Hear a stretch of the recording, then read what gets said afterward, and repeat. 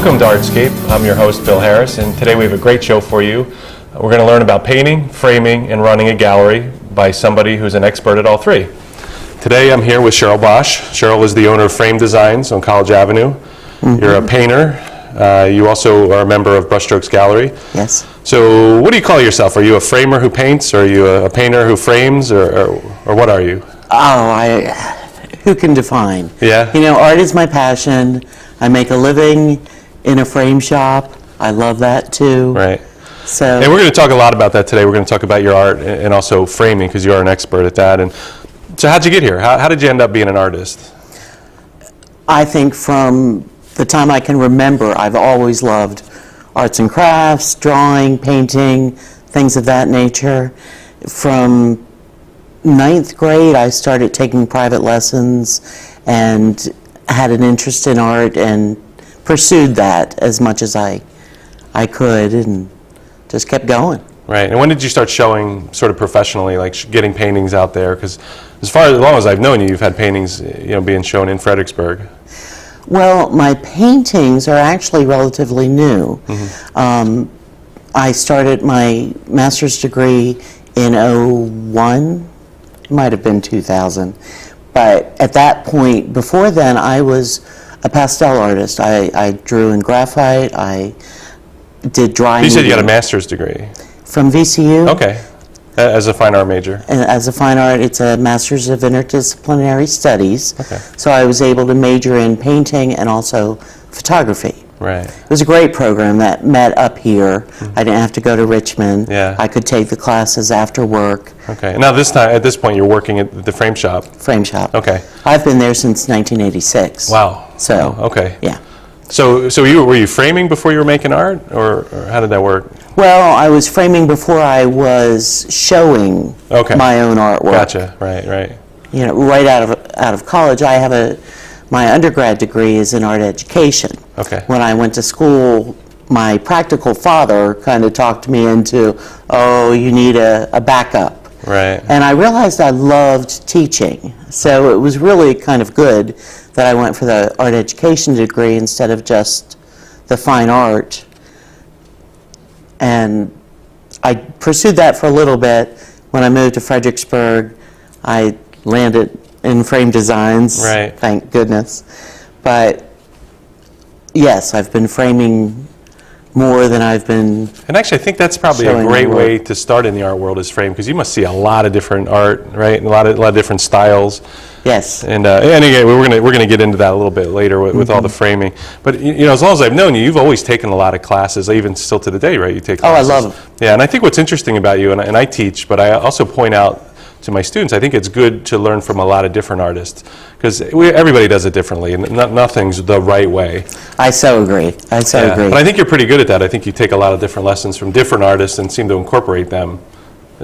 Sometimes it can be tricky. When I took your class, about 2 weeks later, I took a class from Ed King. And as you know, your styles are so different that it was a while before I could kind of mesh what I learned from both of you into a style of my own. Yeah, that's probably a good idea, but maybe there should have been some buffer spacing in between the two classes.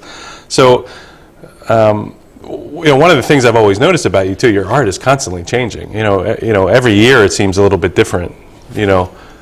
I feel that I'm still learning. Right. And that's the fun part. Yeah. To me, it's the journey, not the destination.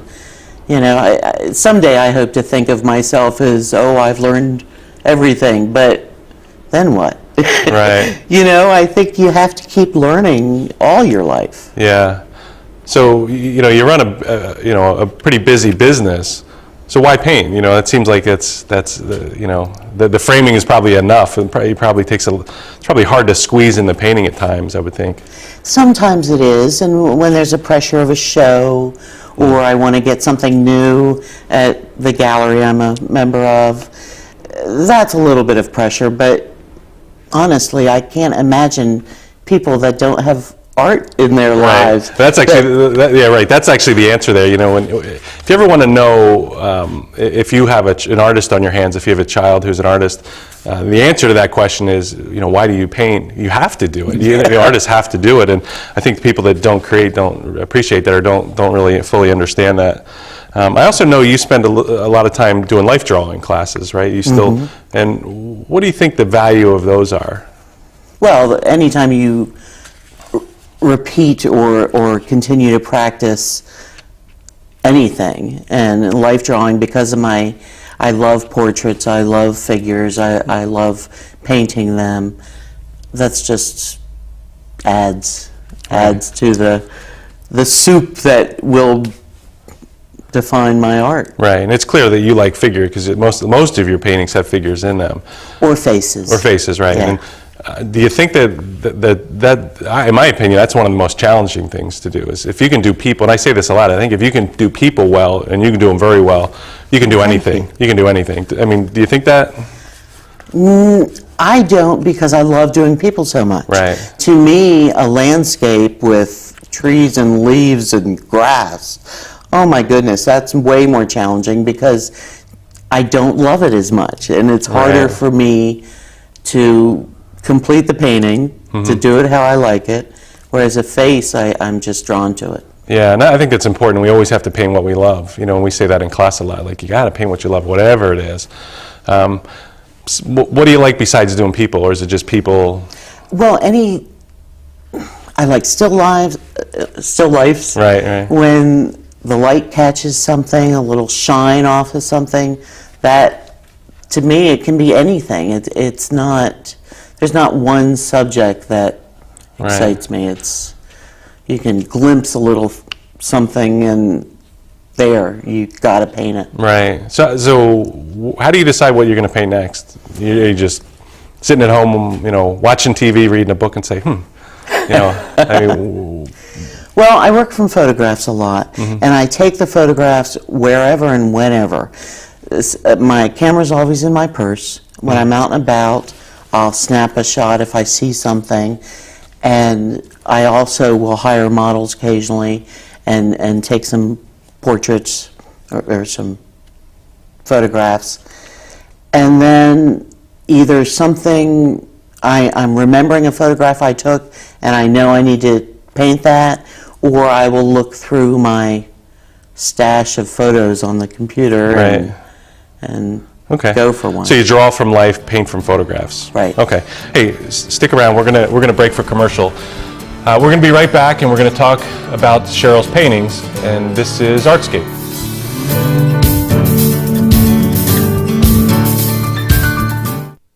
Can you tell? Can you tell? Does it look like I'm fighting a disease? Fighting. Fighting for my life.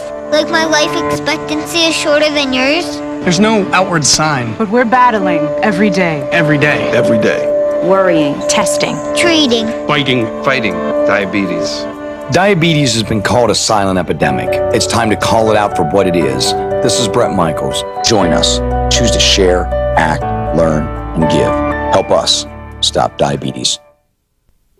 Hello, I'm Tom Selleck. Each of the more than 58,000 names inscribed on the Vietnam Veterans Memorial in Washington, D.C. represents a story of courage, honor, and loyalty. They remind us of Americans who have sacrificed through the generations.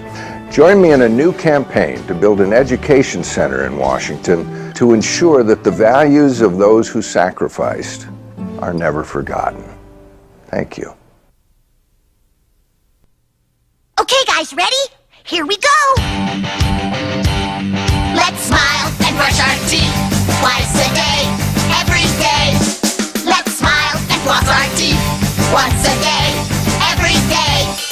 Let's keep that smile a happy place on your face with good nutrition and dental visits. Let's smile, let's smile, let's smile, let's smile!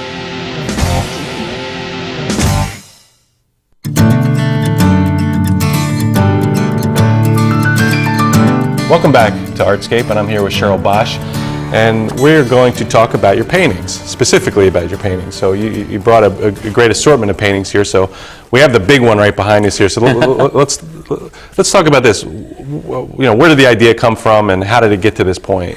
Well, this young lady is a friend of mine's daughter, And she came over specifically for me to take some photos, to do paintings in the future. I've painted her several times.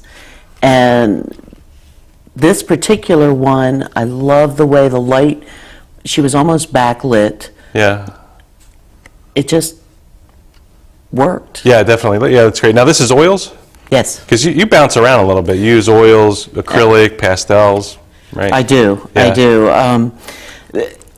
The acrylics are convenient and, as you know, dry quickly. And if I have to transport or do a painting and I know I'm not going to have weeks for it to dry, Okay. I will do that. But oils are a joy to work with. Yeah, a little bit slower of a process where, there's a lot of drying time in between. So you basically decide whether you're going to use pastels or oils depending on how much time you have to let the painting dry, right? Right. Okay, so what about the one right behind me here? This is Michael Bender of Gold Benders in Fredericksburg. That's a great one. Now, that's oils, right? Yes. Yeah, that's such a great one. You just, I could feel him breathing over my shoulder here. I was in the shop one day and he was working on a ring, and I just loved the way his face was in the bright light and all the stuff around him. Michael Bender has always reminded me of my uncle. My uncle was a silversmith up in Pennsylvania. Well, which is where he's from too. That's a weird coincidence. And they have similar features, the beard and the mannerisms and just all the tools and all of that. And I've always felt kind of a kinship, like I'm related to even Michael Bender because of how he makes me remember my uncle. Right. So when I took this photo, it was more than just about him. Yeah. I'm always amazed at my own paintings or other people's paintings. And I imagine with this painting, there's probably a lot of people would say to you, that reminds me of my dad, or that reminds me of my family member or a friend. I think it's interesting how people always connect to paintings. Did you get that a lot with this painting? Somewhat. Yeah. Or a lot of people know Michael. Oh, right, so. right. Okay. Now, so we have oils now. The cat behind me, hopefully we can get that. Is that pastels? That's pastel, mostly pastel pencils because of all the fur, the strokes. You needed a sharp point. Sure, right. But that Now you said you do acrylics for drying time, dries a little quicker, oils if you have a little bit more time. Now, why would you do the pastels? Well, in this case, I did it because I knew I wanted to define the fur with those small strokes, the pencil strokes in this case, and it's just a little easier to use a sharp pencil than a tiny paintbrush. Right. In some cases. Oh, sure, yeah. Yeah. Now, you had said that you had sort of started in pastels, right? Mm-hmm. So is that always kind of nice going back? It is somewhat. Yeah. I have to rearrange my studio and move stuff so that the pastel dust doesn't, take over. But so I don't do it as often as I used to, because now I'm really into painting. Yeah. What's your favorite medium to use? If you have all the time in the world. Probably oil. Yeah. Although lately I've been doing an underpainting with acrylics. Right. And then the oil on top. And that's like the best of both worlds. Yeah, and I think that's important. I think a lot of people maybe not understand what an underpainting is, and oil paints work best, or acrylics work best if you put down a coat of paint first, and typically we do it darker. Yes, right? define the highlights and the shadows. Right. And block in your structure of whatever you're painting. Sure. You always get a much better depth doing it that way. I think one of the mistakes a lot of artists make, I don't mean to talk about painting too much, but I think a lot of the mistakes a lot of artists make is they try to start and finish a painting in one sitting, where paintings just generally don't work that way. Okay, hey, let's talk about the one right behind you. Ellis? Yeah. Yeah. Now, why him? Great light and dark. Oh my gosh, why not him? Yeah, Look right. at his hair. Yeah. And this was one of those embarrassing times when